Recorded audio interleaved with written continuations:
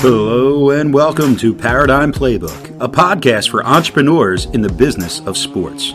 Your hosts, Dave Kozak and Steve Cook, are business owners, successful entrepreneurs, sports enthusiasts, avid readers, and longtime friends. For years, they've read every business book on the market and built successful companies with what they've learned. This podcast will give you the critical takeaways in just 15 minutes a week. It's a quick and easy playbook for building a winning sports business. And now, here are your hosts, Dave and Steve. Hey, if you're enjoying Paradigm Playbook podcast, please share and tag us on social media. Your support is greatly appreciated. Welcome, everybody. Welcome to Paradigm Playbook. I'm Steve Cook. My co-host, Dave Kozak, isn't with us today. He's off on a well-deserved family vacation. But we are lucky today to have a guest, AJ Discianni, who is the owner and operator of Droogs MMA gym in Pottstown. Is that correct, AJ? Is that where its location is? And so we're going to compare and contrast some of the things we've talked about previous episodes, but kind of dig into the business of martial arts. So welcome. Thanks for having me. First of all, I appreciate the time. It's good. So a real brief introduction. Tell us about you. You know, what's your background? What gave you your interest in, one, being an entrepreneur, two, convincing yourself that you could do this, and then, three, what's the background that brings you here? So I'll start with, I guess, my credentials in the sport. I've been training for roughly 9 years. I'm a black belt in Brazilian Jiu Jitsu under Brad Court and Paramount Jiu Jitsu, which is where we're from. I'm originally from the Pottstown area, so it was kind of cool to bring something back this way. As far as like my entrepreneurial expertise, I've had a couple of small businesses as I've gone through college and stuff. I used to have a relatively successful clothing line that did pretty well. So that was like my first foray into entrepreneurship.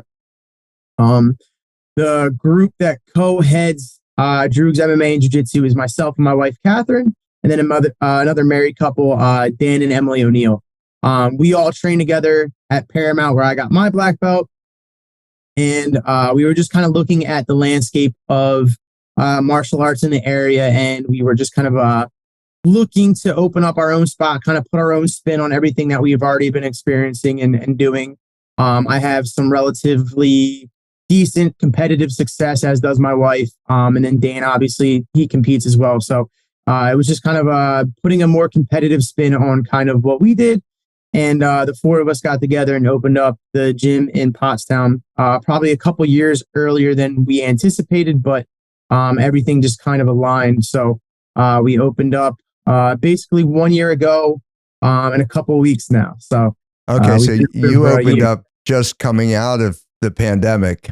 So Yep. It's hard enough starting a new business, but coming out of the pandemic, you're still convincing people that it's okay to come out and interact with people, much less in a sport where you're there's no social distancing in MMA at all. Yeah. So, It's an interesting dynamic, because one of the things that we saw is, aside from the government and mandated shutdowns, what really happened is the sport didn't stop. Whether it's just the target market that jiu-jitsu kind of aligns with, people just really didn't stop training. Whether it was in what we call pods, like special groups that only train together, or secret sessions, or people kind of rolling the curtains down in their gyms and training. I think that, combined with the fact that like everybody was very scared that aside from the pandemic stuff itself, I think people wanted to be healthy. People were sick of being cooped up, and they realized like that activity was one of the ways that, science side that kept them healthy. So I think we often talk about the plus and minus of addiction, and there's a physical addiction to activity that we find it the same thing. I have a business that has baseball batting cages, and we had the hitters that would come in and say, "Could you leave the back door open for us?" And it's like, so they're sneaking in. The same thing is, it's like, I'm addicted to kind of fitness training. And so until my gym reopened, I was out running laps around the building every day, letting them know I'm ready to come back in there. So I think, that's a good side of, entrepreneurship in the sports, atmosphere, is that you do have these people. And by the way you instruct, you also, I assume, create a little bit of that addiction, because you have to make them want to come back for more. Yeah, absolutely. We joke. We have a joke that the brand is very strong here, so everybody kind of buys into that mentality, and everybody really just enjoys being at the gym, whether it's for the social or physical aspects of it, which is cool. The martial arts has both that are very strong. There's a good mental and physical bond that you create there. So help me understand. I know nothing about martial arts. So mixed martial arts includes how many disciplines? Hundreds. There's really? Subsets. Wow. Yeah, there's subsets and niche pieces and all kinds of things. When you really boil it together at its most simple element, it's striking mixed with grappling. So the standing aspect of, if you want to boil it down to really simple terms and that people have heard, Muay Thai, which is kickboxing, boxing, and therein lies different pieces and types of those. It could be karate and different traditional martial arts. And then your grappling martial arts, which I guess the ones that most people would understand is probably wrestling, jiu-jitsu, judo, but they all have subsets and little niche pieces in between as well too. So it's really just like a true mixed aspect of it. It's an amalgamation of all the different arts combined. Everybody has their own specialties and such. The ones that we offer specifically is jiu-jitsu, Muay Thai, boxing, and then we combine those all for our MMA program. So those are the big pieces that we offer, but everybody comes from different backgrounds and stuff. So it just kind of ties it all together. How closely is the relationship of, kind of what's popular in the media with the ebb and flow of your business? Or is it too soon to see? Like, is there one discipline that maybe is kind of shown in a movie somewhere that all of a sudden, this gets popular? Yeah, I would say I'm a little biased because I'm on the jiu-jitsu end of it. Okay. So maybe I just have a little bit of an eye for it, but I would say jiu-jitsu is the biggest one. If you watch like the John Wick movies and the action movies and even some of the Marvel stuff, they all really steal heavily from jiu-jitsu. I think it's the most easy to understand. It's kind of the, where the fight gets ended. It's where somebody gets choked or their arm broken. It's the most easy to see. And then outside of that, like the big medium is we get people in here saying all the time that they listen to Jocko or they listen to Joe Rogan and some of the or Theo Von, some of the guys that are really heavy in the audio side of like with podcasts and stuff. They heavily talk about jiu-jitsu and stuff. So I would say we get a lot of people that come in, know nothing, and they said, "Oh, I've been listening to Joe Rogan. What is this all about?" So we do get a little bit. I would say jiu-jitsu is probably the heaviest one. Yeah, I'm one of those that I listened. I've heard a lot of Jocko and Joe. So I listened to all those, and it's kind of a fascination from afar for me because at age and ability, it's not something that I would attempt, but I'm fascinated by it. So you hit on something there that I think is fascinating. We talk about it in all sports. Is the real value of most sports what you do after you stop competing? What you gain from the sport beyond competition? And I know Niall tells me all the time about your discipline and your focus on goals, and that there's a mission to what you're doing all the time. Tell me a little bit about that. Yeah, I mean, the beauty with martial arts is that there's two ends of it. It's really the martial end, which is the fighting end, and then there's the art end. And just like any art, whether it was finger painting or anything, there's just no way to perfect it. There's no way to be perfect at it. So it's this kind of everlasting case for an unattainable perfection. So I was telling Niall last night, just like I made a very specific goal to go into my training. At black belt, I would be considered expert level, and I feel like I still know nothing sometimes. Mm-hmm. So there's this, I in simple terms, when someone walks into the door and they ask what jiu-jitsu is, I explain how jiu-jitsu works, but I really tell them that it's essentially it's human chess. And it's just that kind of ebb and flow back and forth, seeing who can kind of checkmate their partner. And there's just an infinite amount of permutations that can happen within a training session or anything. So it's really cool in that end that people don't have to compete. And there's just, even for me as someone who's kind of coming towards the end of my competitive career, I find myself learning more this year than I have maybe the last 9 through teaching and through studying and through watching and specific goal implementation and stuff. So it's really cool that the art side of it is you could be doing it forever, you can be doing it for a week, and you still know relatively nothing in the grand scheme of things. So I on every podcast I tend to embarrass myself in one way or another. So Niall is already laughing at me because my knowledge of any martial art goes to my grandkids who talk about the television show Cobra Kai, and I don't know if that's something that makes you laugh, or does it promote martial arts to children? So the question is, just so I'm on the same page, does like Cobra Kai promote martial arts in like a good way? Yeah. Is that good or bad for your business, or neither? It doesn't hasn't. It's all good. Okay. Any eyes on it promotes curiosity, and curiosity ultimately is what gets people to walk in the door.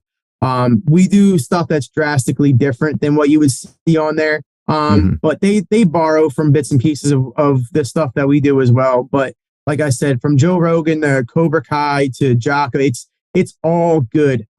There's not really too many downsides to what we do, except, you go into some gyms and they're a little rough and tumble, but any exposure to it for someone who doesn't know is really just great promotion. We have walks of, and it's like very cliche. This all sounds very cliche, but the oldest guy we had in class this morning, I believe is 50 something, I think almost damn near 60. And then we have a kid that was 18 in class. We have doctors, we have lawyers, we have former D1 wrestlers. So there truly is something for everybody in it. So really it's just like the exposure on any of those mediums is really good for us ultimately. So yeah, Cobra Kai has been a help as well. It's all good. Okay, so I have a couple questions on business in general, but before I do that, tell me, who was AJ in high school? Were you the classic athlete or the nerd, or like, who were you in high school? I was a chameleon. A chameleon. So I did almost every single sport except for football in high school. I was most known for running. So a country back athlete. I was the captain of those teams for long distance. Played baseball for quite a long time. I was a pitcher for many, many years. So I played a little bit of everything, tennis and so forth, pretty much everything but football. I wrestled for a long time. But I found very early, going back to high school, that's kind of like where the start of my entrepreneurship kind of started. Like I said, I kind of got my fingers into some clothing line stuff. Working with some musicians, but did a little bit of everything. I kind of hung with all the different cliques and groups. So what was it that drove you into entrepreneurism? Do you think it was, the capitalist in you that you wanted to make some money, or was it, the art side of it that allowed you to create? And people in the t-shirt business tell me, half of them would be printing t-shirts even if they only wore them themselves. And the others don't care what's on it. They just want to sell more. Yeah, I would say it was it's the problem solving. It's the challenge of it. I think that's pretty cool, which is probably what draws me to martial arts as well. There's an art to it. I wasn't very artistic per se. I came up with a lot of ideas. I've always kind of figured myself to be an idea guy. But I let the specialists do the specialist stuff. They handle the art. I liked making, I was big into networking. So that's really how I got my start with all the entrepreneurship stuff.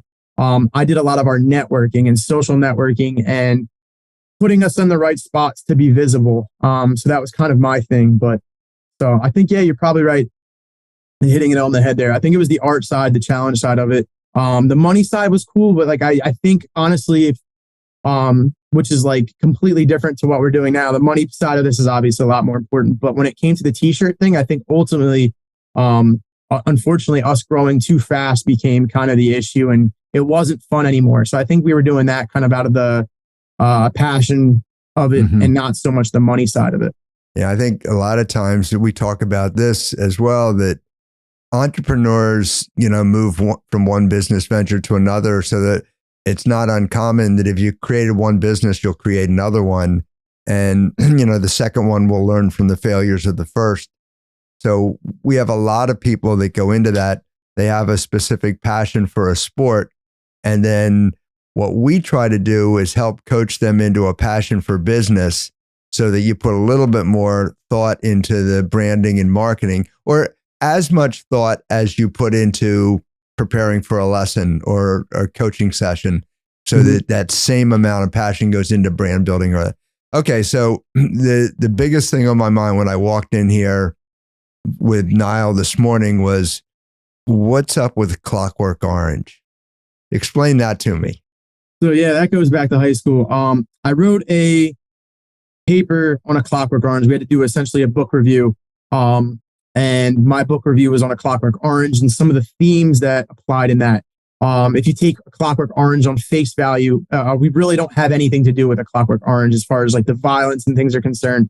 But one of the biggest themes I found in that was the freedom of choice. And that's really what at its core what that is all about, was the freedom of choice. So I've always just really liked the Clockwork Orange. I've liked the book. I've liked the movie. So when it came to looking for names, we thought Droogs was cool. There's 4 of us. There's 4 people in the essentially in the main story in the movie.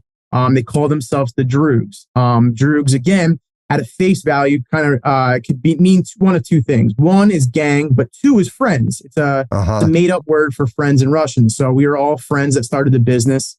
I was looking at the grand scheme of things. And this goes back to like my high school baseball coach when we were a purple team. So all the teams were reds, blues, black, white, and he chose purple because it was we were the only one. It stood out. Orange was very much that way for me. You go to a tournament, you see people in their red stuff and their blue stuff and their black stuff. And you see us you can pick us out anywhere at a tournament because of the bright orange. But at its very, very core, personally for me, Clockwork Orange, the phrase means to be this seemingly ripe, juicy human on the outside, and this just kind of cog, this machine on the inside, going to work for a 9 to 5, working for somebody else, becoming a very small piece of just a larger machine. And that was kind of what the book warns against a little bit, is not becoming that Clockwork Orange, having freedom of choice. And as someone who's worked at the same company for, I think, 13 years now, I felt myself becoming very much Clockwork Orange, working for a large company, just kind of going into the office every day, clocking in, clocking out. So this was my way to find that freedom, to not become a Clockwork Orange per se. So there's like a lot of layers to it. Wow. It's fascinating, and it explains a lot. And having looked at your website and your logo or your artistic representation, everything that you just said, the cog and the gear, and it's all in there. With the orange, and so it's fascinating. Great job with that. That's exciting. I appreciate it. So, just a few more questions on the business itself. So, I also read, maybe in an email from you, that your 6,000 square feet is the size of your gym. Explain what is a MMA gym? What's it look like? If I've never been in one. Know someone who could benefit from our business expertise? Send them our way. Thank you. So that's one of the strengths about this place. Now, Kat and I in particular have traveled to over 60 gyms, separate gyms, completely separate of each other, and taken little pieces of everything we liked, kind of made mental notes of what we didn't like. And a lot of the reason that we got this place, like I said, probably 2 years earlier than we anticipated doing any of this, is it didn't feel like a gym. So you can, MMA gyms look like all kinds of different shapes and colors. You get these dungeony, old school boxing gyms where you can just see the ceilings just kind of leaking and it's just rusty and it's just got this like Philly feel to it. And then there's, little jiu-jitsu gyms where they're in a little shopping mall and they're right next to a frozen yogurt place and it's just a bunch of mats. And that's very cookie cutter. And we were looking for something that didn't feel like that. So we found this place, and our gym is 6,000 square feet. Some of that is office space. Some of that is mat space. We have a cage, full-size MMA cage. But one of the things we were really keen on was making sure that this place didn't feel like a gym, so that the mom could come from dropping her son off at soccer and come in here and feel comfortable. So we have things you wouldn't see at a MMA gym. We have a coffee station. We have a kitchen. We have lobby spaces. We have a play area for the kids. We have some free workout equipment. It's very, very well maintained. We have 2 women that co-run everything, and they don't let the boys get sloppy. So I would say our gym's drastically different from a lot of these places. We have candles all over the place. It just doesn't feel like it doesn't feel like a gym. It's I always tell people it's like a wellness facility, and we just happen to punch and kick each other in the back. I think a lot of different sports are adopting the idea rather than, business and customer, it's community, and you try to bring people together that connect. So I assume that it's probably not uncommon for you to have 2 of your students socialize together outside of your gym. And so they start gathering and coming together. And I think what you start with your networking continues to build. And that's, the beauty of a networking. So when you started the gym, what was your primary way of getting the word out? What was your first marketing attempt to say, okay, the gym's here? So that is a really, really great question. So I'm sure for the people that are listening, there's a difference between advertising. There's a difference between marketing. And some people don't know the difference. We've done very, very little advertising. We had some permitting issues that we had to work through with the township. So technically we weren't really supposed to be working as aggressively as we were towards opening. Kat and I are very fortunate to be pretty well known competitively, at least local. So we had a pretty good network of people. So really we opened the doors and just kind of, I don't want to say hope, but we had, I think, 50 people essentially sign up before we even opened the door, somewhere in that ballpark. I know a lot of people in this area. I grew up in this area. As a kid, I had nothing to do. It's just not a really great area necessarily to grow up in. There's just not a lot of things to do. But really it was Google, people Googling us nonstop because this is just a growing sport. People are constantly looking for things to do. Our reputation in the area was huge. We posted on social media a lot, but we weren't really that aggressive with advertising because we just didn't have the means to, both financially and from a technical standpoint. We really weren't supposed to be opening when we did. So we tried to keep it as kosher as we could with our former gym and not like take any of their clients. But we just had a pretty good base out here, people that was already looking for us to open up. So we got some people from other local gyms that were just unhappy with their situation. We had people Googling us nonstop. One thing that I thought we did that was pretty interesting, that really led to some early leads, is that we just put ourselves as an existing gym before we were open. So we had a full website, we had full social media, we had everything looking like we were up and running. And we even marked the location, which at one point we thought we were going to be in Phoenixville, but we didn't even exist. We ended up not being in Phoenixville. But we took a ton of leads in and we just kept those leads. And then when it was time to open, we worked on converting them. Yeah, I've worked in sales and marketing for, my whole career. So I'm distinctly aware of people. There's a lot of entrepreneurs that do still confuse marketing and advertising and branding, which is still a third leg, and then sales. And so you need a little bit of all of that. Is there one social media platform that is like the go-to place for MMA? Is Instagram better than Facebook or? I think Facebook made it very hard to market unless you're paying for it. I think Instagram tends to be a little bit more organic, a little bit more shareable, a little bit more viral. It also helps with like being able to tag physically where you're at. So location marketing is a lot more easy, I feel like, on Instagram. So we have a relatively decent following from what we were doing. So I think we already had some visibility to it. But yeah, I would say Instagram between the two. I mean, the biggest thing I took from marketing is like location. Yeah. And it was, there was a lot of work, so I don't want to oversimplify it, but it was one of those things like, if you build it, they will come. Retention and all those things, I'm sure, which are very similar with gymnastics, are really the hard pieces, but a lot of the work kind of did itself to get people in here. We had a pretty good standing before we opened the doors. One of the things that I kind of harp on, I do a lot of business coaching for small businesses, similar business to yours. And the thing that I harp on a lot is to know your story. And I think you're very good at telling your story.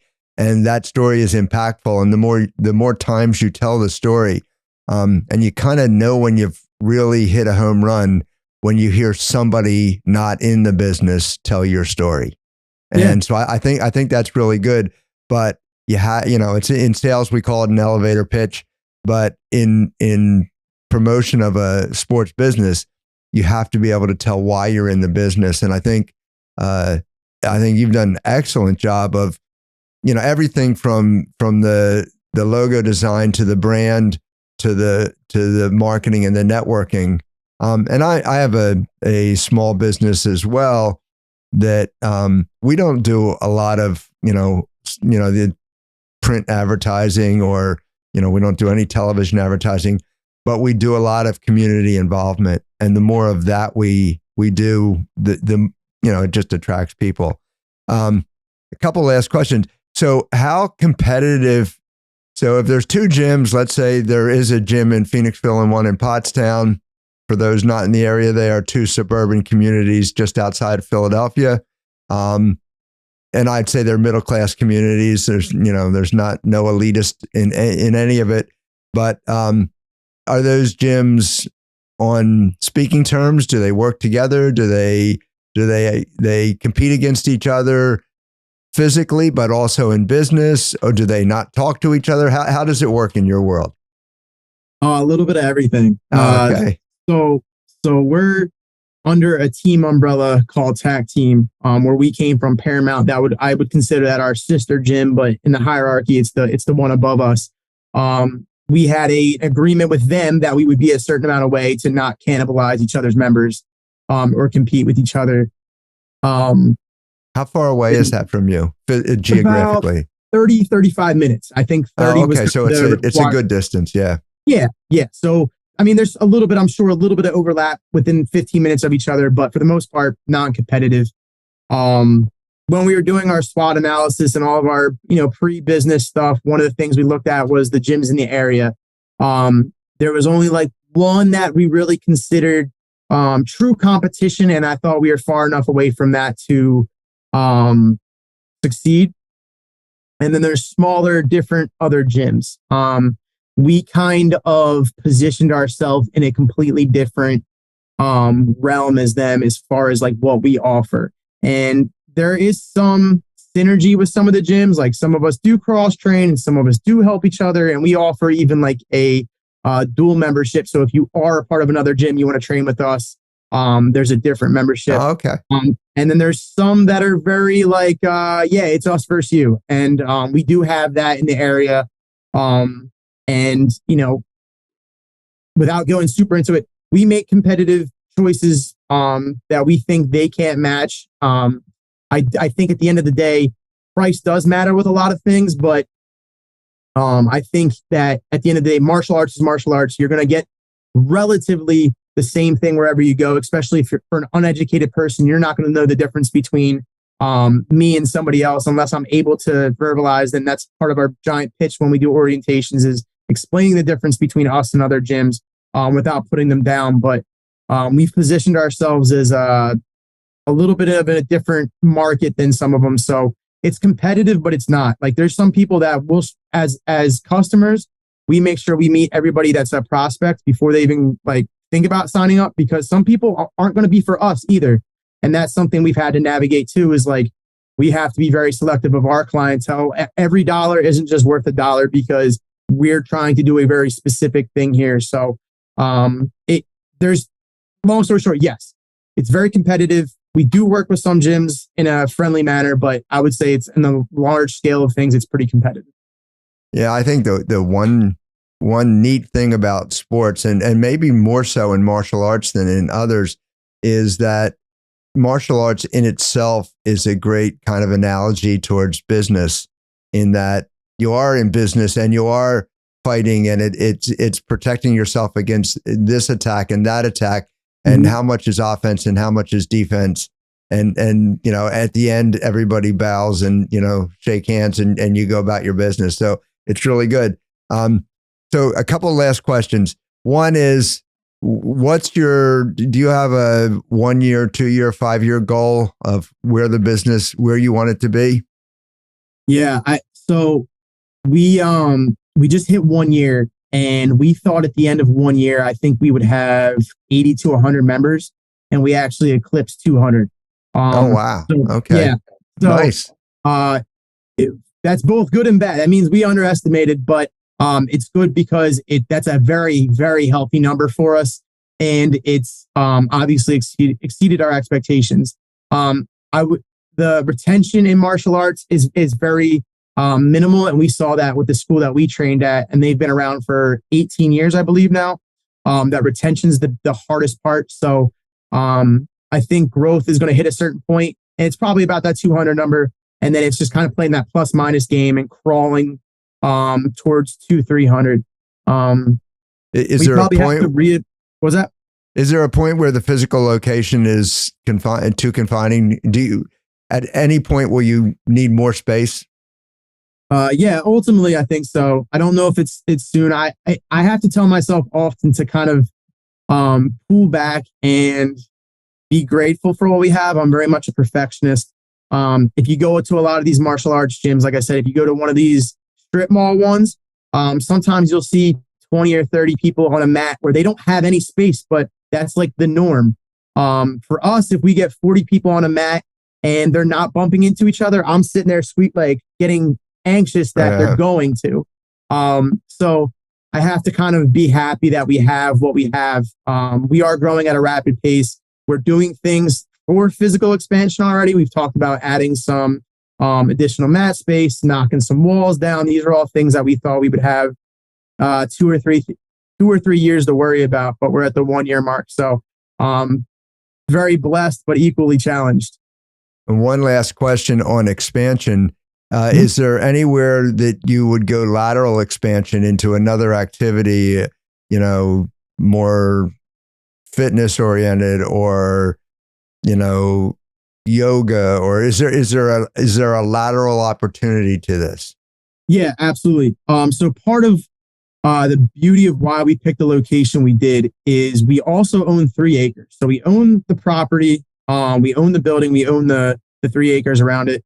It's pre-zoned for an additional building if we wanted to. So we thought about building additionally in the future.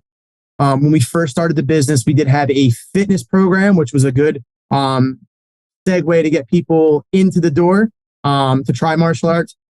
And we started adding additional classes within the martial arts. And then down the line, we looked to add things like yoga and weightlifting and all those things. But we wanted to make sure we focus at what we're good at. And like I said, we kind of learned from, at least I personally learned from my last business, that not all growth is good growth. Like I said, I think we overgrew a little bit too fast in my t-shirt line to the point where, like I said, we couldn't sustain it. So I want to make sure we get everything tied down here. All of our I's are crossed and our I's are dotted and our T's are crossed here before we start expanding into things that we're not like experts in. I'm not a business expert. I'm a jiu-jitsu expert. So I want to make sure everything's good here. I think so far so good, but we're trying to just, crawl before we start running here.